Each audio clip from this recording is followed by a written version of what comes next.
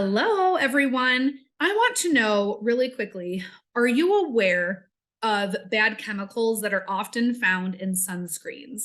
Maybe you're looking for a safe and natural way to protect your skin from the sun's harmful rays. If you are, then this video is exactly what you need because I want to teach you what to look for in the best natural sunscreens, and I want to show you ingredients to avoid if you're looking for more ways to keep toxins out of your home and off of your family. Again, make sure to click the bell to subscribe and be notified every time I upload a video every single week. If you stick around to the end, I'm going to share with you my free guide of even more non-toxic summer recipes that you can enjoy. I'm Elise Hanselman, and as a conscientious mom, I'm always looking for the safest ways to protect my children from the sun's harmful rays. After so much research, I am thrilled to have found the cleanest, greenest sunscreen that doesn't contain any harsh chemicals. So I want to jump right in and share the information that I have found with all of you. Okay, so there are two primary types of sunscreen. There's chemical and then there's mineral. They do work differently, although they do both technically protect the skin, but chemical sunscreens are designed to absorb UV rays, while mineral sunscreens reflect the UV rays. A sunscreen's active ingredients are actually what determine if it's a chemical or a mineral sunscreen. Chemical sunscreens, which again absorb those UV rays, they usually require about 20 minutes for the ingredients to actually be effective, and that can sometimes be problematic. Some chemical sunscreen filters eventually will degrade when they're exposed to the UV rays, which generates free radicals in our body. Others can actually penetrate through the skin. Some of the active ingredients from chemical sunscreens have been found lingering in the bloodstream long after the wearer's time in the sun was over. There's actually a couple studies done on this. Certain active ingredients can also act as hormone disruptors. They can cause skin allergies and tons of other health concerns. But then we have the mineral sunscreens. Their filters do not absorb into the skin, which is what we want. They serve as that physical barrier reflecting the UV rays for that broad spectrum protection. They actually don't degrade when they're exposed to the UV rays. Plus, because they act like that physical barrier, they're effective immediately. The main mineral sunscreen filters are either titanium dioxide or zinc oxide.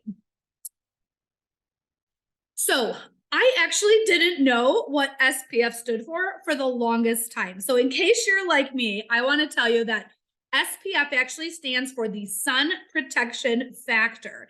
And that indicates how much longer that your skin is protected relative to if you were not wearing any sunscreen at all.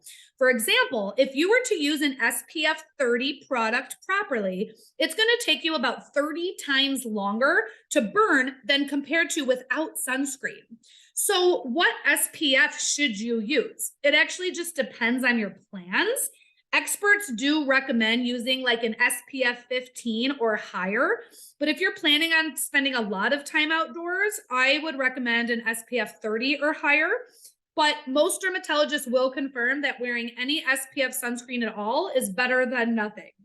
Now, look at the top graph here. SPF 15 actually provides the biggest jump in protection compared to no sunscreen.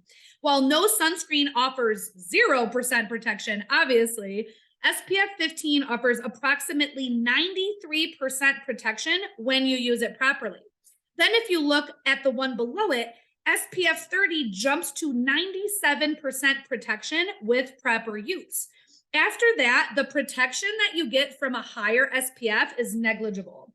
But even that SPF 15 gets you really close, right? No sunscreens offer 100% protection. Another thing we want to look for is broad spectrum. You guys have probably heard that or seen that on sunscreen labels. This addition on the label, it actually refers to the type of UV rays that the sunscreen protects against. There are three different main types of the sunscreen rays. There's UVA, UVB, and UVC. UVC rays are the shortest in length, and they're actually absorbed into the atmosphere before they reach the Earth's surface. So we don't really worry about those.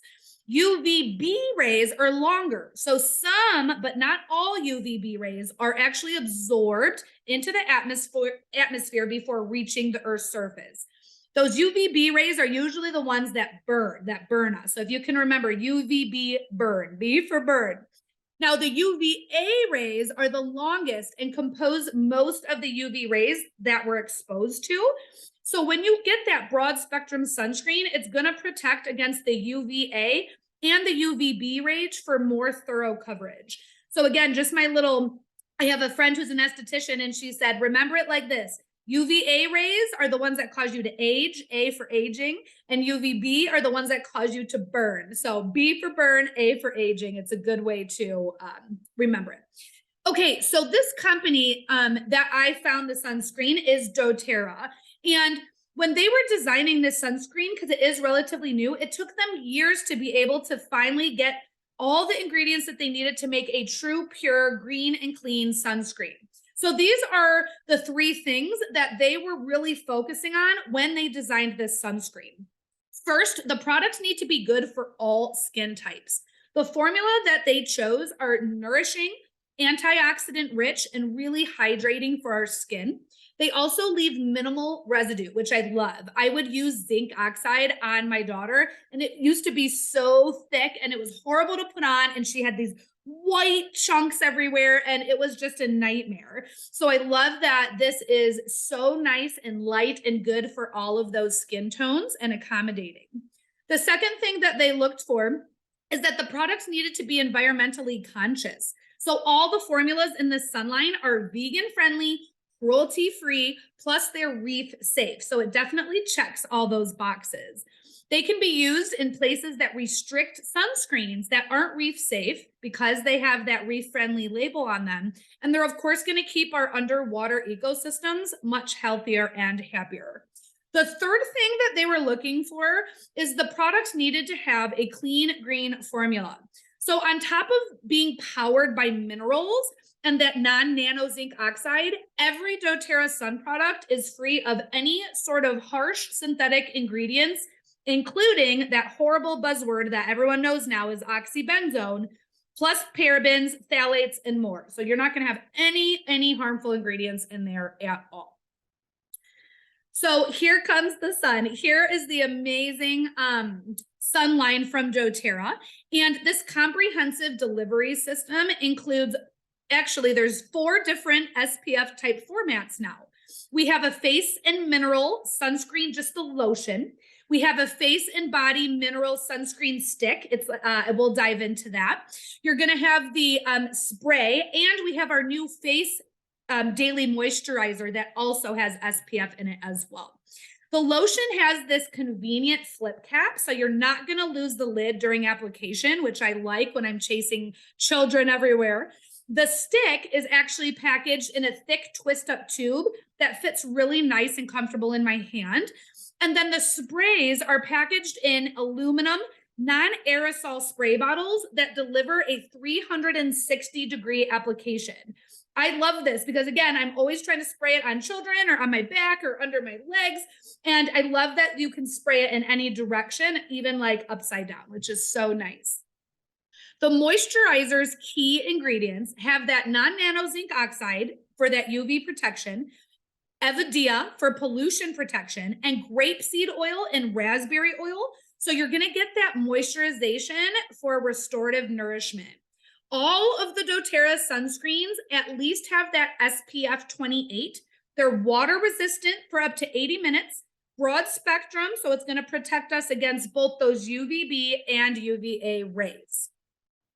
Now, your protection comes from the non-nano zinc oxide, which is our active ingredient in the SPF products. As we discussed before, the zinc oxide is one of the most common mineral sunscreen filters.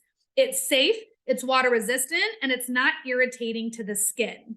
You might be asking, because I didn't know what this meant for a long time either, what does non-nano mean? Like, why does that even matter? Zinc oxide actually can be produced in different particle sizes, and usually they fall into 2 different categories. You're going to have nano and non-nano. Nanoparticles are small enough to potentially be absorbed into the bloodstream. Non-nanoparticles are bigger and they aren't absorbed in the same way. And that is what we want, right? Okay, so So for our SPF products, these are some of the hero ingredients. These are the certified pure tested grade essential oils that are in these SPF products. You're gonna have red mandarin, magnolia, lemongrass, ylang ylang, carrot seed, frankincense, and helichrysum essential oils, along with that coconut CO2 extract. The aromatic blend leverages the properties of all of the most effective skin benefiting oils. Now, let's look at the after sun spray. Look at these amazing certified pure tested grade essential oils. You're going to have copaiba, lavender, lemongrass, peppermint, Japanese peppermint, helichrysum, sandalwood, blue tansy, frankincense, and coriander. I love that they include all these amazing oils that are so hydrating and nourishing and replenishing for our skin. Okay, so in the mineral sunscreens, again, all of these are gonna have the same ingredients. They're all at least that SPF 28, 30 or higher, water resistant for up to 80 minutes, broad spectrum, and they all have those amazing essential oils. Then you're gonna have some of those key ingredients at the bottom. Non-nano zinc oxide, aloe vera, vitamin E, raspberry seed, avocado oil, turmeric, and jojoba esters. Like, talk about being, I would wear this just to nourish the skin. Like, it's absolutely amazing. Now, the SPF, the mineral sunscreen stick, this is actually my personal favorite. Again, for my children, I'm always chasing kids and I hate trying to put sunscreen lotion on their face. So they love to do this themselves. It's so easy and light and they just rub it on their face and then I can just easily rub it in for them. So I'm not running around chasing them anymore. So this is probably my favorite of the entire collection, just as a mom. And then that after sun spray, I actually wasn't really excited about this when it first came out because I'm so used to just my own concoction if I ever do get a sunburn. So I've always done like a lavender, peppermint, aloe vera in a container, and I would use that for my sunburns. But then after a long weekend of gardening a few weeks ago, I didn't get my back all the way and I burnt so bad. So I used the after sun spray for the first time and it was incredible. It was like this amazing light moisturizing lotion. And my burn did not stay. The next morning I woke up, there was no evidence of a burn. My skin was tanned, nourished, no peeling. I am now obsessed with this after sun spray. So if you were not excited about it like I was, please know, have one on hand in case you get burnt. It's amazing and it works very, very well. I use it on my skin now just to hydrate it. Okay, so you are now, hopefully, fully educated on the natural sunscreens and what to look for and why doTERRA is the best I've ever found. Now, because you made it to the end, you can now access my free guide on even more healthy summer recipes. So you can actually download it in the description below. Thank you so much for watching. And don't forget to like and subscribe to my channel, which is The Terra Life, to get even more education on natural living.